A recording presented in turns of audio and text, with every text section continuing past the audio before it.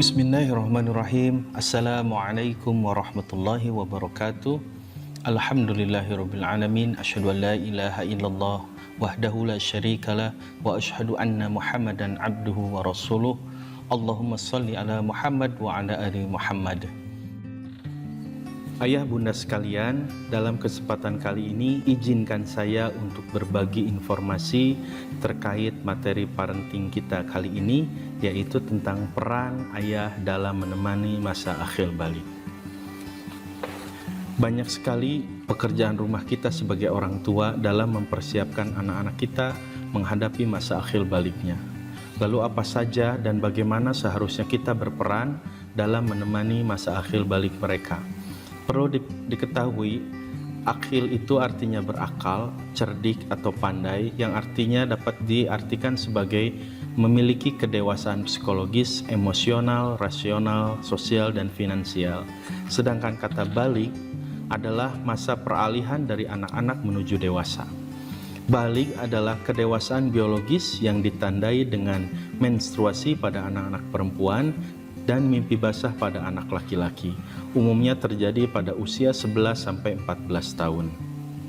Usia balik ini adalah usia di mana setiap manusia ketika melewati masa akhir balik, maka mereka sudah siap menerima beban syariat. Jika seseorang telah sampai pada usia tersebut, maka dia telah bertanggung jawab sendiri di hadapan Allah Subhanahu wa Ta'ala atas berbagai perintah dan larangan dalam Islam. Tentunya hal ini menjadi catatan khusus bagi kita para orang tua, khususnya ayah yang menjadi seorang pemimpin dalam keluarga untuk menyiapkan putra-putri kita menghadapi masa akhir balik mereka. Ayah bunda sekalian, ada yang menarik dalam usia akhir balik ini, yaitu di mana ketika anak sudah mencapai masa usia akhir balik, maka sholat dan puasa telah wajib baginya. Konsep Islam menambahkan selain kewajiban syariat tersebut juga kewajiban dunia. Hal ini bermakna bahwa anak kita jika sudah melewati masa akhir balik, maka mereka sudah mendapatkan tabungan amal serta tabungan dosa yang akan mereka pertanggungjawabkan sendiri di hadapan Allah Subhanahu wa Ta'ala. Peran ayah dalam keluarga adalah seorang pemimpin, seperti difirmankan oleh Allah Subhanahu wa Ta'ala dalam Quran surat An-Nisa ayat 34, yang artinya kaum laki-laki itu adalah pemimpin bagi kaum wanita, oleh karena Allah telah melebihkan sebagian mereka laki-laki atas sebagian yang lain wanita.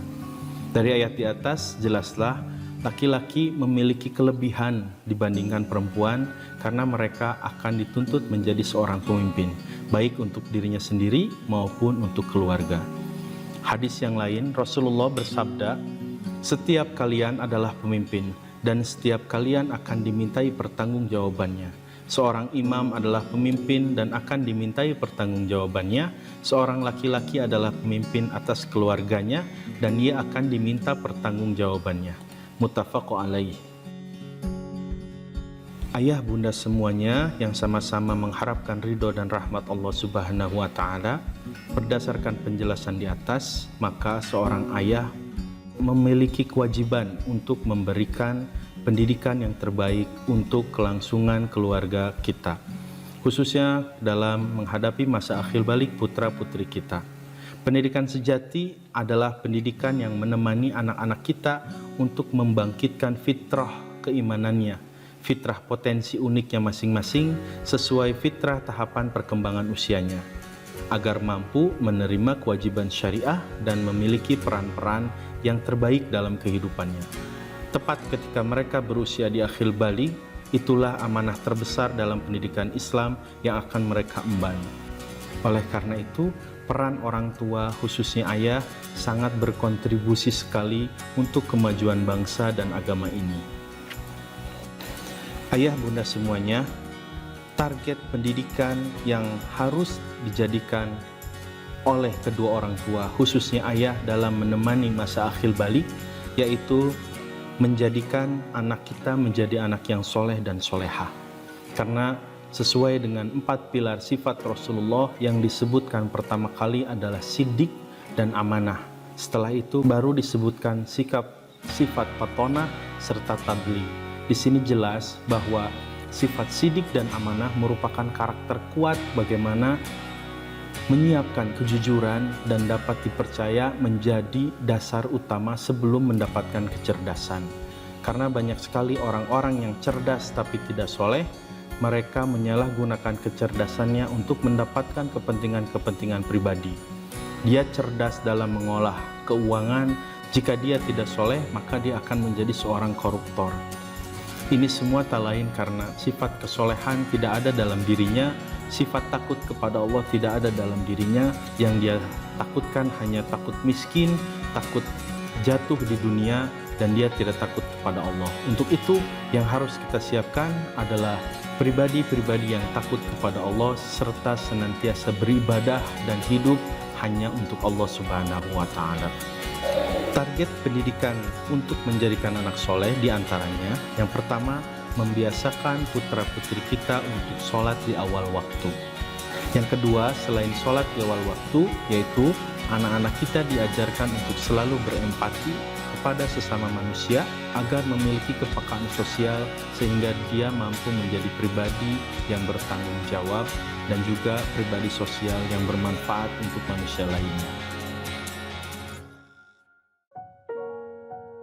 Ayah bunda sekalian, peran ayah dalam menemani masa akhir balik putra-putri ayah bunda sekalian dapat dirinci dengan langkah-langkah berikut ini.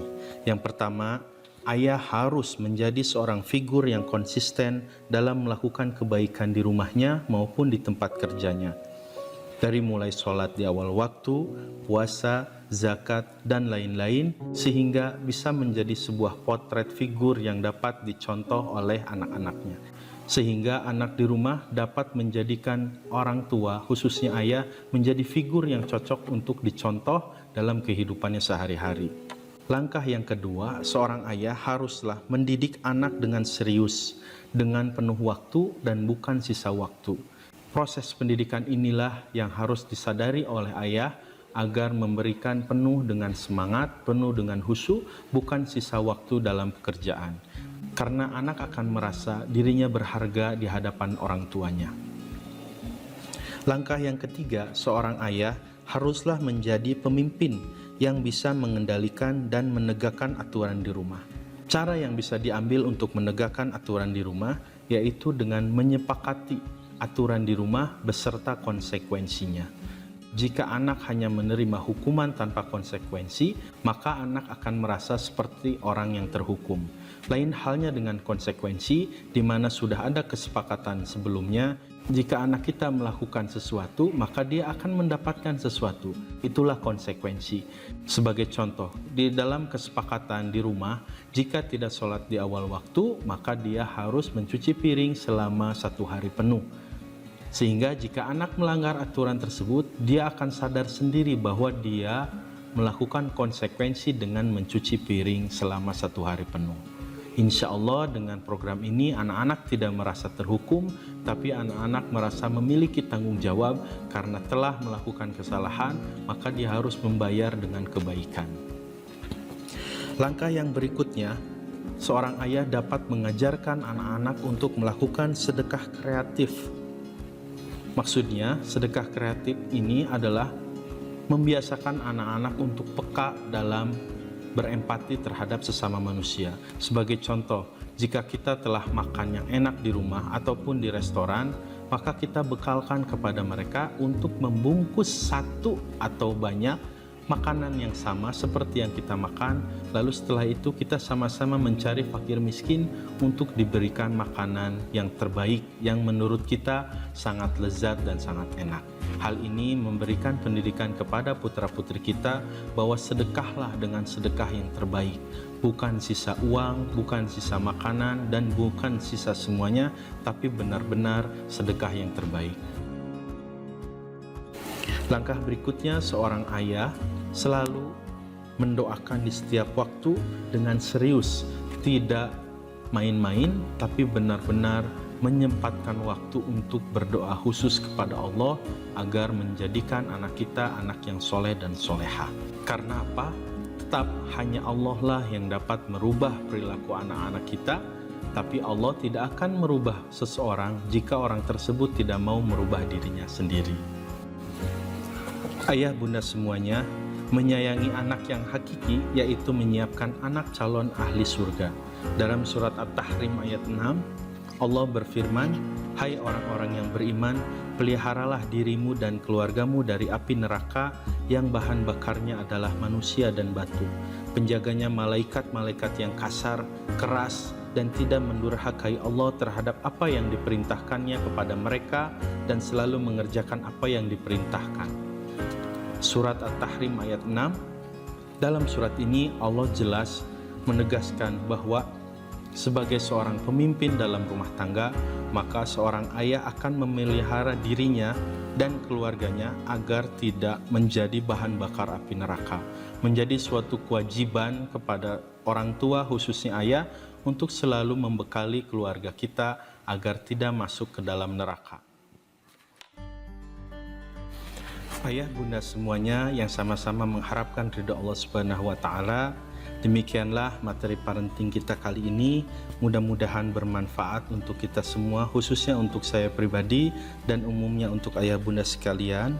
Yang paling penting adalah kita selaku orang tua membekali anak-anak kita dengan aplikasi praktis yang bisa mereka gunakan saat bergaul di lingkungan mereka. Karena kita tidak pernah tahu apa yang akan mereka lakukan. Kita hanya bisa membekali mereka kapan mereka harus berhenti dan kapan mereka harus menancap gas. Maksudnya, jika ada pergaulan yang tidak baik, kita bisa memastikan anak kita tidak akan terjerumus, dan jika ada pergaulan yang sangat baik, maka kita bisa memastikan anak kita akan ikut dalam kebaikan tersebut.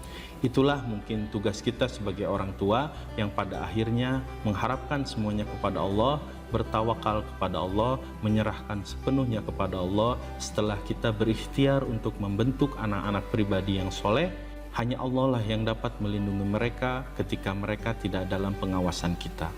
Mudah-mudahan bermanfaat.